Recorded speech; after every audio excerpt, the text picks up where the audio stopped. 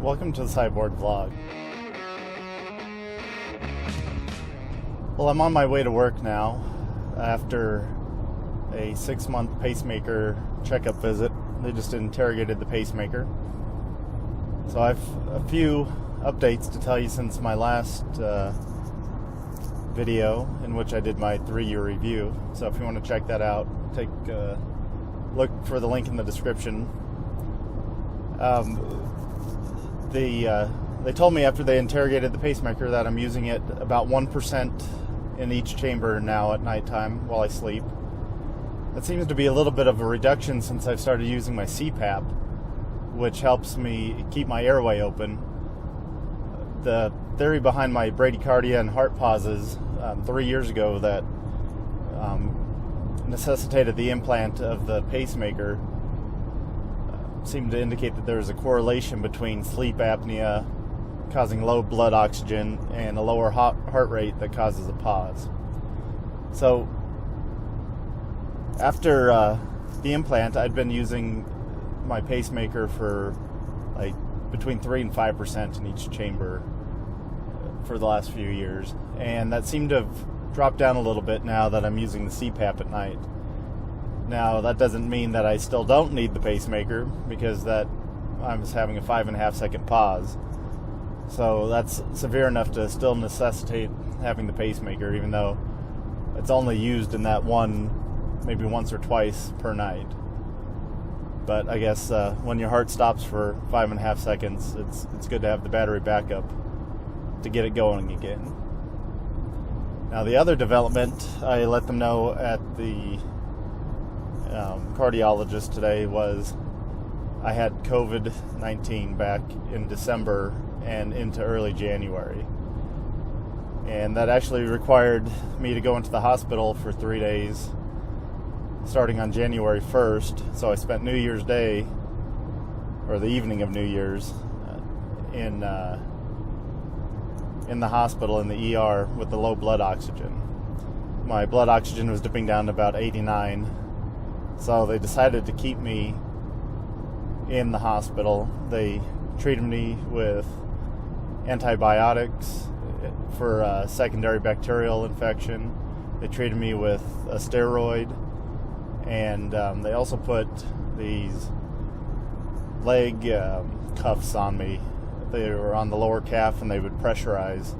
Kind of reminds you of a blood pressure cuff, but they're for both your legs, and they would alternate inflating and deflating. I think I have a picture of that I can put into the video. I didn't do a whole lot of blogging or talking about it like I did my previous experiences, just because, I don't know, I just didn't really feel like talking about the situation. I was sick, I didn't feel good. People that say it's just a minor cold, maybe for some people, but for other people, they can get it worse. And even though I had to go into the hospital, I think I'm kind of lucky. I didn't have a severe case. I did have to be put on supplemental oxygen for a few days, but it wasn't so bad that I had to be put on a ventilator. It was nowhere near that. So there's a spectrum of how people's bodies react to this. Now, my wife also had it. She reacted a little bit differently. She lost her taste and smell where I didn't. She still had the body aches and was down for the count for a few weeks. It definitely is maybe a month-long recovery process to feel 100% normal. So, needless to say, I missed some work because of that. We were on quarantine. My daughter stayed home from school completely, even though they had a modified schedule for the last few weeks. So we tried to keep it to ourselves. I more than likely got it from work. I've been required to go into work every day since the pandemic started. No teleworking. We did try to take precautions at work, but just the nature of what we do, you're still in semi-close contact with people every day, and there's just really no avoiding that, even though we mask and wash hands and have sanitizer. So with the timing of it, right around the holidays, I was probably infected the 23rd or the 24th, just before we took the day off for Christmas. But I say all that to tell you, when I was talking to the cardiologist, even though everything seems fine, I seem fully recovered right now, there's still some question about the long-term effects that COVID could have on heart and lungs, on people with pre-existing conditions.